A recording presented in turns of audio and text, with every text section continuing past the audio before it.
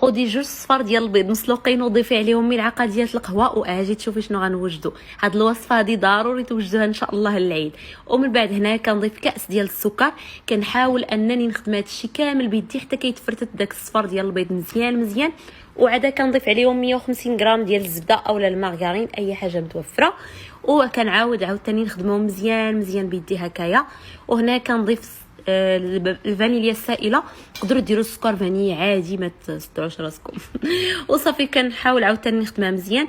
ومن بعد كندير نص كاس ديال الزيت. بالنسبه للكاس اللي عبرت به هاد المكونات كاملين الكاس ديال 150 ملي، يعني هنا درت نص كاس ديال الزيت. وكنعاود عاوتاني انني نخدم مزيان هاد الخليط هذا بيدي. هنا مشات ليا اللقطه ديال الخميره الكيماويه، راني درت واحد الساشي ديال الخميره الكيماويه فيه 8 ديال الغرام. وصافي هنا كنضيف الدقيق حتى هو نفس الكاس اللي قلت لكم.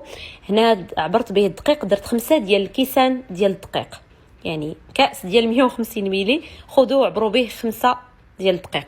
وصافي كنحاول انني نجمع كلشي هكايا بيدي حتى كنحصل على عجينه بهذا الشكل هذا كيف ما كتشوفوا.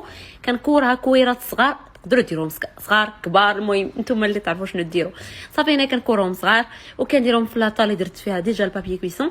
كندخلهم الفران اللي درتو على 180 درجه. لا كويسون خدات ليا 15 دقيقه ماشي بزاف، دغيا كيطيبوا. وصافي كنخليهم حتى كيبردوا حيت راه كيتفرتتوا بزاف. وهنا كناخذ الشوكولاط ابيض اللي دوبته مع شويه ديال الزبده. صافي كنغطسهم في الشوكولاط ومن بعد كنديرهم شويه ديال الكوك اللي حمرته غير بشويه. صافي انا كيعجبني الكوك هكا يكون محمر. ومن بعد كنحطوهم حتى يقصح داك الشوكولاط. الصراحه كيجيو بنان بزاف وهشاش بزاف. ضروري تجربوا هذه الوصفه هذه.